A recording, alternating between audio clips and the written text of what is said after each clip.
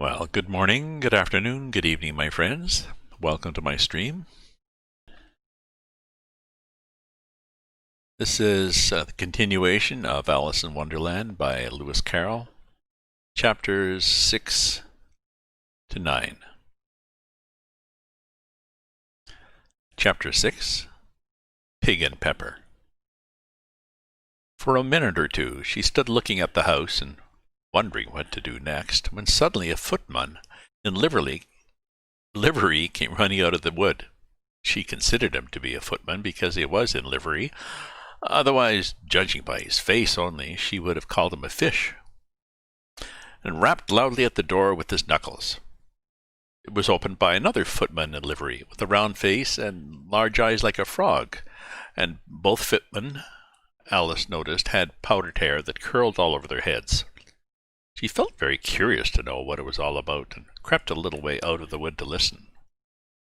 The fish footman began by producing from under his arm a great letter, nearly as large as himself, and this he handed over to the other, saying in a solemn tone, "For the Duchess, an invitation from the Queen to play croquet."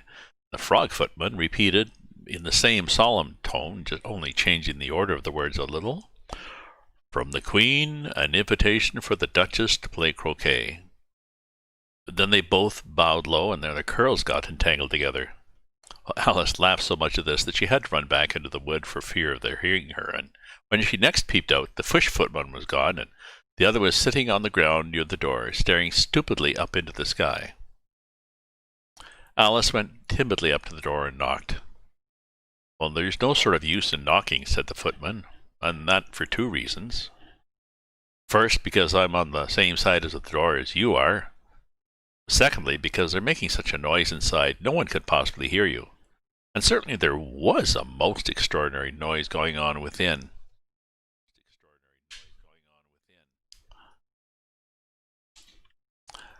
A constant howling and sneezing, and every now and then a great crash, as if a dish or kettle had been broken to pieces." "Please then," said Alice, "how am I to get in?" "Well, there might be some sense in your knocking," the footman went on, without attending to her. "If we had the door between us, for instance, if you were inside, you might knock, and I could let you out, you know." He was looking up into the sky all the time he was speaking. This Alice thought decidedly uncivil. "Perhaps he can't help it," she said to herself. "His eyes are so very nearly at the top of his head. But at any rate he might answer questions. How am I to get in?" she repeated aloud. "I shall sit here," the footman remarked, "till tomorrow." At this moment the door of the house opened, and a large plate came skimming out, straight at the footman's head. It just grazed his nose, and broke to pieces against one of the trees behind him. "Or next day, maybe," the footman continued in the same tone, exactly as if nothing had happened. "How am I to get in?" asked Alice, in a louder tone. "Are you to get in at all?" said the footman. "That's the first question, you know." Well, it was, no doubt, only Alice did not like to be told so. "It's really dreadful," she muttered to herself, "the way all the creatures argue. It's enough to drive one crazy."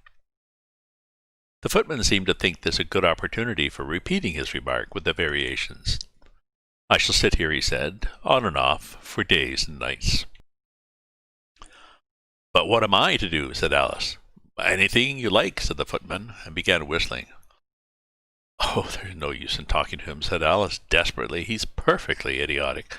And she opened the door and went in. The door led right into a large kitchen, which was full of smoke from one end to the other.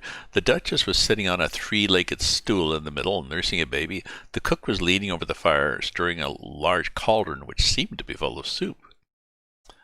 "There's certainly too much pepper in that soup," Alice said to herself, as well as she could for sneezing. There was certainly too much of it in the air. Even the Duchess sneezed occasionally, and as for the baby, it was sneezing and howling alternately without a moment's pause. The only things in the kitchen that did not sneeze were the cook and a large cat that was sitting on the hearth, grinning from ear to ear.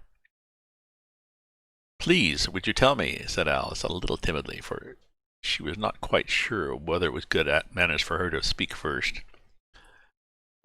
"why your cat grins like that?" "It's a Cheshire Cat," said the Duchess, "and that's why." "Pig!" She said the last word in such a sudden violence that Alice quite jumped, but she saw in another moment that it was addressed to the baby, and not to her, so she took courage and went on again. I didn't know that Cheshire cats always grinned. In fact, I didn't know that cats could grin. They all can, said the Duchess, and most of them do. I don't know of any that do, Alice said very politely, feeling quite pleased to have gotten into a conversation. You don't know much, said the Duchess, and that's a fact. Alice did not at all like the tone of this remark, and thought it would be as well to introduce some other subject of conversation. While she was trying to fix on one, the cook took the cauldron of soup off the fire and at once set to work, throwing everything within her reach at the Duchess and the baby. The fire irons came first, then followed a shower of saucepans, plates, and dishes. The Duchess took notice of them even when they hit her, and the baby was howling so much already that it was quite impossible to say whether the blows hurt it or not. "Oh, please mind what you're doing," cried Alice, jumping up and down in an agony of terror.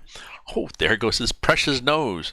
as an unusually large saucepan flew close by it, and very nearly carried it off. "If everybody minded their own business," the Duchess said in a hoarse growl, "the world would go round a deal faster than it does." "Well, which would not be an advantage," said Alice, who felt very glad of an opportunity to show off a little of her knowledge. "Just think of what work it would make with the day and night. You see, the earth takes 24 hours to turn around its axis." "Talking of axis," said the Duchess, "chop off her head." Alice glanced rather anxiously at the cook to see if she meant to take the hint, but the cook was busily stirring the soup and seemed not to be listening, so she went on again. 24 hours, I think, or is it 12? Oh, don't bother me," said the Duchess. "I never could abide figures." With that, she began nursing her child again, singing a sort of a lullaby to it as she did so, and giving it a violent shake at the end of every line. "Speak roughly to your little boy, and beat him when he sneezes. He only does it to annoy, because he knows it teases." The chorus, in which the cook and baby joined, "Wow, wow, wow."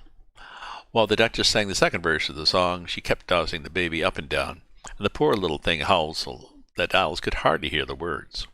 "I speak severely to my boy, I beat him when he sneezes, for he can thoroughly enjoy the pepper when it pleases." Chorus, "Wow, wow, wow." "Here, you may nurse it a bit if you like," the Duchess said to Alice, flinging the baby at her as she spoke. "I must go and get ready to play croquet with the Queen," and she hurried out of the room. The cook threw a frying pan after her as she went out, but just missed her. Alice caught the baby with some difficulty, as it was a queer-shaped little creature and held out its arms and legs in all directions. "Just like a starfish," thought Alice. The poor little thing was snorting like a steam engine when she caught it, and kept doubling itself up and straightening out again, so that altogether for the first minute or two was as much as she could do to hold it. As soon as she had made out the proper way of nursing it, which was to twist it up into a sort of a knot and then keep tight hold of its right ear and left foot so as to prevent its undoing itself, she carried it out into the open air. "If I don't take this child away with me," thought Alice, "they're sure to kill it in a day or two. Wouldn't it be murder to leave it behind?" She said the last words out loud. The little thing grunted in reply, as it had left off sneezing by this time. "Don't grunt," said Alice. "That's not all the proper way of expressing yourself." The baby grunted again, and Alice looked quite anxiously into its face to see what was the matter with it. There could be no doubt that it had a very turned-up nose, much more like a snout than a real nose, and also its eyes were getting extremely small for a baby. Altogether, Alice did not like the look of the thing at all. But perhaps it was only sobbing, she thought, and looked into its eyes again to see if there were any tears. Now, there were no tears. "If you're going to turn into a pig, my dear," said Alice seriously, "I'll have nothing more to do with you. Mind now." The poor little thing sobbed again, or grunted. It was impossible to say which, and they went on for some while in silence. Alice was just beginning to think for herself, "Now, what am I to do with this creature when I get it home?" when it grunted again so violently that she looked down into its face in some alarm. This time there could be no mistake about it. It was neither more or less than a pig, and she felt that it would be quite absurd for her to carry it further. So she set the little creature down and felt quite relieved to see it trot away quietly into the wood. If it had grown up, she said to herself, it would have made a dreadfully ugly child, but it makes rather a handsome pig, I think. And she began thinking over other children she knew who might do very well as pigs, and just saying to herself, if one only knew the right way to change them. Well, and she was a little startled by seeing the Cheshire Cat sitting on a bough of a tree a few yards off. The cat only grinned when it saw Alice. It looked good-natured, she thought, although it had very long claws and a great many teeth, so she felt it ought to be treated with respect. Cheshire Puss, she began rather timidly, as she did not at all know whether it would like the name. However, it only grinned a little wider. Come, it's pleased so far, thought Alice, and she went on. Would you tell me, please, which way I ought to go from here? Well, that depends a good deal on where you want to get to, said the cat. I don't much care where, said Alice. Well, then it doesn't much matter which way you go, said the cat. So long as I get somewhere, Alice added as an explanation. Oh, you're sure to do that, said the cat, if you only walk long enough. Alice felt that this could not be denied, so she tried another question. What sort of people live around here? In that direction, the cat said, waving its right paw around, lives a hatter. And in that direction, waving the other paw, lives a March hare. Visit either you like. They're both mad. But I don't want to go among mad people, Alice remarked. Oh, you can't help that, said the cat. We're all mad here. I'm mad. You're mad.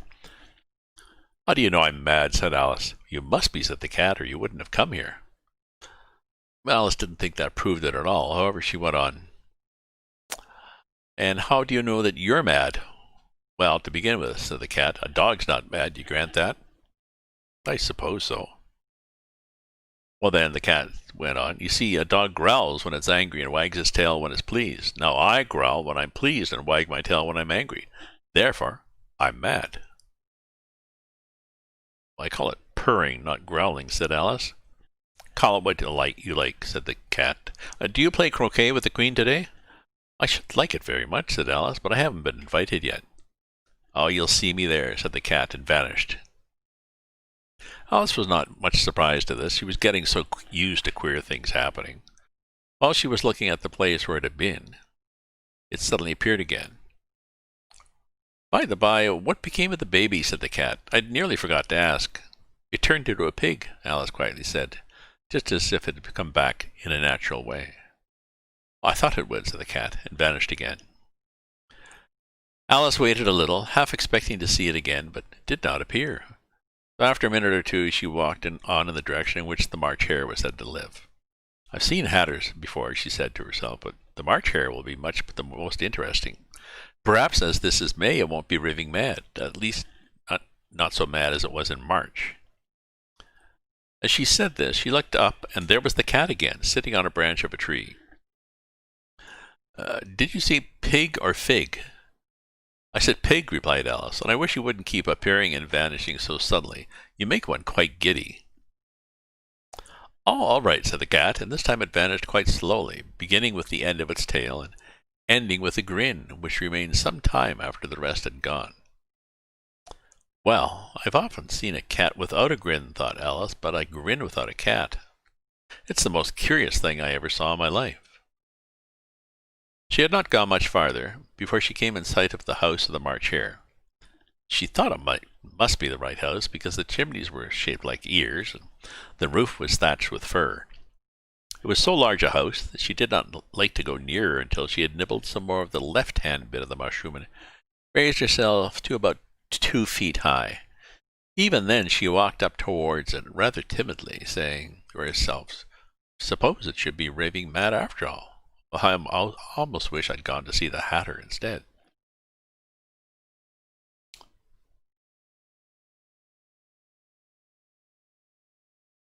Chapter 7. A Mad Tea Party. There was a table set out under a tree in front of the house, and the March hare and the hatter were having tea at it. A dormouse was sitting between them, fast asleep, and the other two were using it as a cushion, resting their elbows on it and talking over its head. Very uncomfortable for the dormouse, thought Alice, only as it's asleep, I suppose it doesn't mind. The table was a large one, but the three were all crowded together at one corner of it. No room, they cried out when they saw Alice coming. There's plenty of room, said Alice indignantly, and she sat down in a large armchair at one end of the table. Have some wine, the March Hare said in an encouraging tone. Alice looked all around the table, but there was nothing on it but tea. I don't see any wine, she remarked. Well, there isn't any, said the March Hare. Well, then it wasn't very civil of you to offer it, said Alice angrily. Well, it wasn't very civil of you to sit down without being invited, said the March Hare. I didn't know it was your table, said Alice. It's laid for a great many more than 3. Your hair wants cutting, said the Hatter. He had been looking at Alice for some time with great curiosity, and this was his first speech. You should learn not to make personal remarks, Alice said with some severity. It's very rude. The Hatter opened his eyes quite wide on hearing this, but all he said was, Why is a raven like a writing desk? Oh, come, we shall have some fun now, thought Alice. I'm glad they began asking riddles. I believe I can guess that, she added out loud. Do you mean that you think you can find out the answer to it? Said the March Hare. Exactly so, said Alice. Well, then you should say what you mean, the March Hare went on. Well, I do, Alice hastily replied. At least I mean what I say. That's the same thing, you know. Oh, not the same thing a bit, said the Hatter. You might just as well say that I see what I eat is the same thing as I eat what I see. You might just as well say, added the March Hare, that I like what I get is the same thing as I get what I like. You might just as well say, added the Dormouse, who seemed to be talking in his sleep, that I breathe when I sleep, and the same thing as I sleep when I breathe. Well, it is the same thing with you, said the Hatter. Here the conversation dropped, and the party sat silent for a minute, while Alice thought over all she could remember about ravens and writing desks, which wasn't much. The Hatter was the first to break the silence. What day of the month is it? He said, turning to Alice. He had taken his watch out of his pocket and was looking at it uneasily, shaking it every now and then holding it to his ear. Alice considered a little and then said, The 4th. Oh, 2 days wrong, sighed the Hatter. I told you butter wouldn't suit the works, he added, looking angrily at the March Hare. It was the best butter, the March Hare meekly replied. Yes, but some crumbs must have got in as well, the Hatter grumbled. You shouldn't have put it in with the bread knife. And the March Hare took the watch and looked at it gloomily. Then he dipped it into his cup of tea and looked at it again, but he could think of nothing better to say than his first remark. It was the best butter, you know. Alice had been looking over his shoulder with some curiosity. What a funny watch, she replied. It tells the day of the month, but it doesn't tell what o'clock it is. Oh, why should it? Muttered the Hatter. Does your watch tell you what year it is? Of course not, Alice replied very readily. That's because it stays the same year for such a long time, which is just the case with mine, said the Hatter.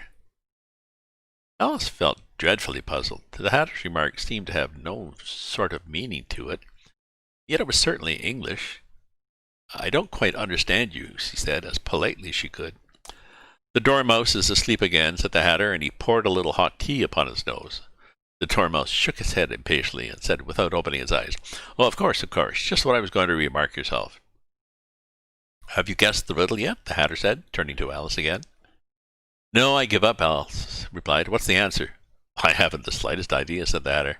Nor I, said the March Hare. Alice sighed wearily. I think you might do something better with the time, she said, than waste it in asking riddles that have no answers. Oh, if you knew time as well as I do, said the Hatter, you wouldn't talk about wasting it. It's him. I don't know what you mean, said Alice. Of course you don't, the Hatter said, tossing his head contemptuously. I dare say you never even spoke to time. Perhaps not, Alice cautiously replied, but by now I have to beat time when I learn music. Oh, that accounts for it, said the Hatter. He won't stand beating.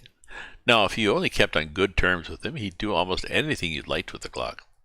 For instance, suppose we're 9 o'clock in the morning, just time to begin lessons. You'd only have to whisper a hint to time, and round goes the clock in a twinkling, 1:30, time for dinner. Oh, I only wish it was, the March Hare said to itself in a whisper. That would be grand, certainly, said Alice thoughtfully, but then I wouldn't be hungry for it, you know. Well, not at first, perhaps, said the Hatter, but you could keep it to 1:30 as long as you liked. Is that the way you manage? Alice asked. The Hatter shook his head mournfully. Not I, he replied. We quarrelled last March, just before he went mad, you know. pointing his teaspoon at the March Hare. "I was at the great concert given by the Queen of Hearts, and I had to sing, 'Twinkle, twinkle, little bat, how I wonder what you're at.'" "You know the song, perhaps?" "I've heard something like it," said Alice. "It goes on," the Hatter continued, "in this way. Up above the world you fly, like a tea tray in the sky. Twinkle, twinkle." Here the Dormouse shook itself and began singing in its sleep, "Twinkle, twinkle, twinkle, twinkle, twinkle," and went on so long that they had to pinch it to make it stop. "Well, I'd hardly finished the first verse," said the Hatter, when the Queen jumped up and bawled out, "He's murdering the time off with his head." "How dreadfully savage!" exclaimed Alice. "And ever since that," the Hatter went on in a mournful tone, "he won't do a thing I ask. It's always 6 o'clock now." A bright idea came into Alice's head. "Is that the reason so many tea things are put out here?" "Yes, that's it," said the Hatter with a sigh. "It's always tea time, but we've no time to wash the things between whiles." "Then you keep moving round, I suppose," said Alice. "Exactly so," said the Hatter, "as the things get used up." "But what happens when you come in the beginning again?" Alice ventured to ask. Suppose we change the subject," the March Hare interrupted, yawning. "I'm getting tired of this. I vote the young lady tells us a story." "I'm afraid I don't know one," said Alice, rather alarmed at the proposal. "Then the Dormouse shall," they both cried. "Wake up, Dormouse," and they pinched it on both sides at once. The Dormouse slowly opened his eyes. "I wasn't asleep," he said in a hoarse, feeble voice. "I heard every word you fellows were saying." "Tell us a story," said the March Hare. "Yes, please do," pleaded Alice. "And be quick about it," added the Hatter, "or you'll be asleep again before it's done." "Once upon a time there were 3 little sisters," the Dormouse began, in a great hurry, "and their names were Elsie, Lacie, and Tilly, and they lived at up the bottom of a well." "What did they live on?" asked Alice, who always took a great interest in questions of eating and drinking. "They lived on treacle," said the Dormouse, after thinking a minute or two. "They couldn't have done that, you know," Alice gently remarked. "They'd have been ill." So they were," said the Dormouse. "Very ill." Alice tried to fancy to herself what such an extraordinary ways of living would be like, but it puzzled her too much, so she went on. "But why did they live at the bottom of the well?" "Take some more tea," the March Hare said to Alice, very earnestly. I've had nothing yet," Alice replied in an offended tone, "so I can't take more." "Oh, you mean you can't take less," said the Hatter. "It's very easy to take more than nothing." "Nobody asked your opinion," said Alice. "Who's making personal remarks now?" the Hatter asked triumphantly. Alice did not know quite what to say to this, so she helped herself to some tea and bread and butter, and then turned to the Dormouse and repeated her question. "So why did they live at the bottom of the well?" The Dormouse again took a minute or two to think about it, and then said, "It was a treacle well."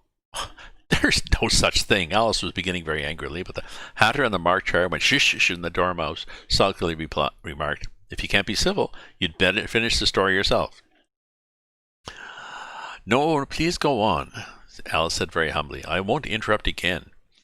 I dare say there might be one." "One indeed," said the Dormouse indignantly. However, he consented to go on. "And so these 3 little sisters, they were learning to draw, you know."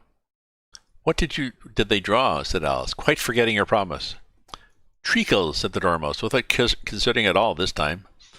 "I want a clean cup," interrupted the Hatter. "Let's all move one place." He moved on as he spoke, and the Dormouse followed him, and the March Hare moved into the Dormouse's place, and Alice rather unwillingly took the place of the March Hare. The Hatter was the only one who got any advantage from the change, and Alice was a good deal worse off than before, as the March Hare had just upset the milk jug into his plate. Alice did not wish to offend the Dormouse again, so she began very cautiously, "But I don't understand. Where did they draw the treacle from?" "Well, you can draw water out of a water well," said the Hatter, "so I should think you could draw treacle out of a treacle well. Eh, stupid?" But they were in the well," Alice said to the Dormouse, not choosing to notice this last remark. "Oh, of course they were," said the Dormouse, "well in." This answer so confused poor Alice that she let the Dormouse go on for some time without interrupting it. "They were learning to draw," the Dormouse went on, yawning and rubbing his eyes, for it was getting very sleepy. "And they drew all manner of things, everything that begins with an M." "Why with an M?" said Alice. Why not? Said the March Hare. Alice was silent. The Dormouse had closed its eyes by this time and was going off into a doze, but on being pinched by the Hatter, it woke up again with a little shriek and went on, that begins with an M, such as mousetraps and the moon and memory and muchness. You know, you say things are much of a muchness. Did you ever see such a thing as a drawing of a muchness? Oh, really? Now that you ask me, said Alice, very much confused. I don't think... Then you shouldn't talk, said the Hatter. This piece of rudeness was more than Alice could bear. She got up in great disgust and walked off.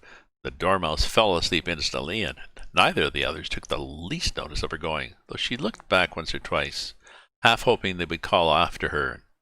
The last time she saw them, they were trying to put the Dormouse into the teapot. At any rate, I'll never go there again, said Alice as she picked her way through the wood. It's the stupidest tea party I was ever at in all my life. Just as she said this, she noticed that one of the trees had a door leading right into it. That's very curious, she thought, but everything's curious today. I think I may as well go in at once, and in she went. Once more, she found herself in the long hall and close to the little glass table. Now I'll manage better this time, she said to herself, and began by taking the little golden key and unlocking the door that led into the garden. Then she went to work nibbling at the mushroom. She had kept a piece of it in her pocket, and she was just about a foot high. And then she walked down the little passage, and then she found herself at last in the beautiful garden, among the bright flower beds and the cool fountains.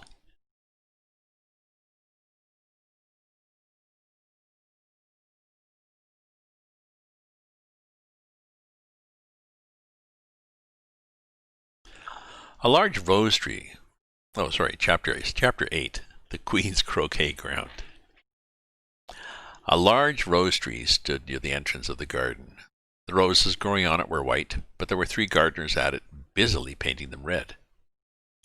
Alice thought this a very curious thing, and she went nearer to watch them, and just as she came up to them, she heard one of them say, "Look out now, 5! Don't go splashing paint over me like that." "I couldn't help it," said 5 in a sulky tone. 7 jogged my elbow, on which 7 looked up and said, "That's right, 5. Always laying the blame on others." "You'd better not talk," said 5. "I heard the Queen say only yesterday you deserve to be beheaded." "What for?" said the one who had spoken first. "That's none of your business, 2, said 7. "Yes, it is his business," said 5, "and I'll tell him. It was for bringing the cook tulip roots instead of onions." 7 flung down his brush and had just begun, "Well, of all the unjust things," when his eye chanced to fall upon Alice as she stood watching them. He checked himself suddenly. The others looked round also, and all of them bowed low. "Would you tell me," said Alice a little timidly, "why you are painting those roses?" 5 and 7 said nothing, but looked at 2. 2 began in a low voice. "Well, the fact is, you see, miss, this here ought to have been a red rose tree, and we put a white one in by mistake, and the Queen was to find out we should all have our heads cut off, you know, so you see, miss, we're doing our best before she comes to." At this moment, 5, who had been anxiously looking across the garden, called out, "The Queen, the Queen!" And the 3 gardeners instantly threw themselves flat on their faces. There was a sound of many footsteps, and Alice looked around, eager to see the Queen. First came 10 soldiers carrying clubs. These were all shaped like the 3 gardeners, oblong and flat, with their hands and feet at the corners. Next, the 10 courtiers, and these were ornamented all over with diamonds, and walked 2 and 2, as the soldiers did. After these came the royal children. There were 10 of them, and the little dears came jumping merrily along, hand in hand, and in couples. They were all ornamented with hearts. Next came the guests, mostly kings and queens, and among them Alice recognized the White Rabbit. He was talking in a hurried, nervous manner, smiling at everything that was said, and went by without noticing her. Then followed the Knave of Hearts, carrying the king's crown on a crimson velvet cushion, and last of all this grand procession came the King and Queen of Hearts. Alice was rather doubtful whether she ought not to lie down on her face like the 3 gardeners, but she could not remember ever having heard of such a rule of processions. Besides, what would be the use of a procession, thought she, if people had to lie down upon their faces so that they couldn't see it? So she stood still where she was and waited. When the procession came opposite to Alice, they all stopped and looked at her, and the Queen said severely, "Who is this?" She said it to the Knave of Hearts, who only bowed and smiled in reply. Idiot, said the Queen, tossing her head impatiently, and turning to Alice, she went on, What is your name, child? My name is Alice, so please your Majesty, thought Alice very politely, but then added to herself, Well, they're only a pack of cards, after all. I needn't be afraid of them. And who are these? Said the Queen, pointing to the 3 gardeners who were lying round the rose tree, for you see, as they were lying on their faces, and the pattern on their backs was the same as the rest of the pack, she could not tell whether they were gardeners, or soldiers, or courtiers, or 3 of her own children. How should I know? Said Alice, surprised at her own courage. It's no business of mine. The Queen turned crimson with fury, and after glaring at her for a moment like a wild beast, screamed, Off with her head! Off! Nonsense! Said Alice, very loudly and decidedly. The Queen was silent. The King laid his hand upon her arm and timidly said, Consider, my dear, she is only a child. The Queen turned angrily away from him and said to the knave, Turn them over. The knave did so, very carefully, with 1 foot. Get up, said the Queen in a shrill, loud voice, and the 3 gardeners instantly jumped up and began bowing to the King and the Queen and the royal children and everybody else. Leave off that, screamed the Queen. You make me giddy. And then turning to the rose tree, she went on, What have you been doing here? May it please your Majesty, said Two in a very humble tone, going down on one knee as he spoke. We were trying. I see, said the Queen, who had meanwhile been examining the roses. Off with their heads, and the procession moved on, 3 of the soldiers remaining behind to execute the unfortunate gardeners, who ran to Alice for protection. You shan't be beheaded, said Alice, and she put them into a large flower pot that stood near. The 3 soldiers wandered about for a minute or 2, looking for them, and then quietly marched off after the others. Are their heads off? Shouted the Queen. Their heads are gone, if it please your Majesty, the soldiers replied. That's right, shouted the Queen. Can you play croquet? The soldiers were silent and looked at Alice, as the question was evidently meant for her. Yes, shouted Alice. Come on then, roared the Queen, and Alice joined the procession, wondering very much what would happen next. It's a very fine day, said a timid voice at her side. She was walking by the White Rabbit, who was peeping anxiously into her face. Very, said Alice. Where's the Duchess? Hush, hush, said the Rabbit in a low, hurried tone. He looked anxiously over his shoulder as he spoke, and then raised himself on tiptoe, and put his mouth close to her ear, and whispered, She's under sentence of execution. What for? Said Alice. Did you say what a pity? The Rabbit asked. No, I didn't, said Alice. I don't think it's all a pity. I said what for. She boxed the Queen's ears, the Rabbit began. Alice gave a little scream of laughter. Hush, hush, the Rabbit whispered in a frightened tone. The Queen will hear you. You see, she came rather late, and the Queen said, Get to your places, shouted the Queen in a voice of thunder, and people began running about in all directions, tumbling up against each other. However, they got settled down in a minute or 2, and the game began.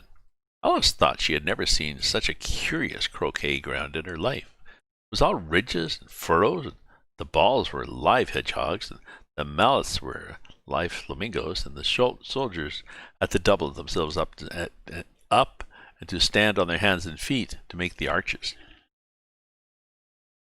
The chief difficulty Alice found at first was in managing her flamingo. She succeeded in getting its body tucked away comfortably enough under her arm with its legs hanging down, but generally, just as she got its neck nicely straightened out, was going to give the hedgehog a blow with its head, it would twist around and look up in her face with such a puzzled expression that she could not help bursting out laughing. And when she got its head down and was going to begin again, it was very provoking to find that the hedgehog had unrolled itself and was in the act of crawling away. Beside all this, there was generally a ridge or furrow in the way wherever she wanted to send the hedgehog. And as the double soldiers were always getting up and walking off to other parts of the ground, Alice soon came to the conclusion that it was a very difficult game indeed. The players all played at once without waiting for turns, quarreling all the time and fighting for the hedgehogs, and in a very short time the Queen was in a furious passion and went stamping out and shouting, Off with his head, or off with her head, about once a minute. Alice began to feel very uneasy, to be sure, that something she had not as yet had any dispute with the Queen, but she knew that it might happen any minute. Then, thought she, what would become of me? They're dreadfully fond of beheading people here. The great wonder is that there's anyone left alive. She was looking about for some way of escape and wondering whether she could get away without being seen when she noticed a curious appearance in the air. It puzzled her very much at first, but after watching it a minute or two, she made it out to be a grin. She said to herself, "It's the Cheshire Cat. Now I shall have somebody to talk to." "How are you getting on?" said the cat, as soon as there was mouth enough for it to speak with. Alice waited until the eyes appeared and then nodded. It's no use speaking to it, she thought, till its ears have come, or at least one of them. In another minute, the whole head appeared, and then Alice put down her flamingo and began an account of the game, feeling very glad she had someone to listen to. The cat seemed to think there was enough of it now in sight, and no more of it appeared.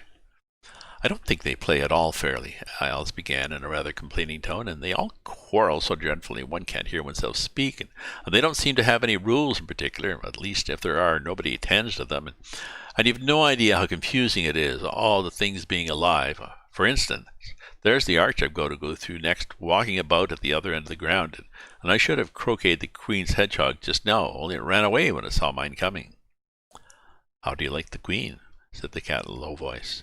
"Not at all," said the Queen. She's so extremely—" Just then she noticed that the Queen was close behind her, listening, so she went on, "Likely to win, and it's hardly worthwhile finishing the game." The Queen smiled and passed on. "Who are you talking to, the King?" said the King, going up to Alice and looking at the cat's head with great curiosity. "It's a friend of mine, a Cheshire Cat," said Alice. "Allow me to introduce it." "I don't like the look of it at all," said the King. "However, it may kiss my hand if it likes." "I'd rather not," said the cat remarked. "Don't be impertinent," said the King, "and don't look at me like that." He got behind Alice as he spoke. "A cat may look like a king," said Alice. "I've read that in some book, but I can't remember where." "Well, it must be removed," said the King very decidedly, and he called the Queen, who was passing at the moment. "My dear, I wish you would have this cat removed." Queen had only one way of settling all difficulties, great or small. "Off with his head," she said, without even looking round. "I'll fetch the executioner myself," said the King eagerly, and he hurried off. Alice thought she might as well go back and see how the game was going on, as she heard the Queen's voice in the distance, screaming with passion. She had already heard her sentence 3 of the players to be executed for having missed their turns, and she did not like the look of things at all, as the game was in such confusion that she never knew whether it was her turn or not. So she went in search of her hedgehog. The hedgehog was engaged in a fight with another hedgehog, which seemed to Alice an excellent opportunity for croqueting one of them with the other. The only difficulty was that her flamingo was gone across to the other side of the garden, where Alice could see it trying in a helpless sort of way to fly up into a tree. By the time she had caught the flamingo and brought it back, the fight was over and both the hedgehogs were out of sight. "But it doesn't matter much," thought Alice, "as all the arches are gone from this side of the ground." So she tucked it away under her arm, that it might not escape again, and went back for a little more conversation with her friend. When she got back to the Cheshire Cat, she was surprised to find quite a large crowd collected around it. There was a dispute going on between the executioner, the Queen, and the King, who were all talking at once, while the rest of them were quite silent and looked very uncomfortable. The moment Alice appeared, she was appealed to by all 3 to settle the question, and they repeated their arguments to her. Although as Alice spoke at once, she found it very hard to make out exactly what they said. The executioner's argument was that you couldn't cut off a head unless there was a body to cut it off from. They had never had to do such a thing before, and he wasn't going to begin at this time of life. The King's argument was that anything that had a head could be beheaded, and that you weren't to talk nonsense. The Queen's argument was that if something wasn't done about it in less than no time, she'd have everybody executed all around. It was this last remark that had made the whole party look so grave and anxious. Alice could think of nothing else to say, but "It belongs to the Duchess. You'd better ask her about it." "She's in prison," the Queen said to the executioner. "Fetch her." And the executioner went off like an arrow. The cat's head began fading away the moment he was gone, and by the time he had come back with the Duchess, it had entirely disappeared. So the King and the executioner ran wildly up and down looking for it, while the rest of the party went back to the game. And that ends my reading now of this section of Alice in Wonderland.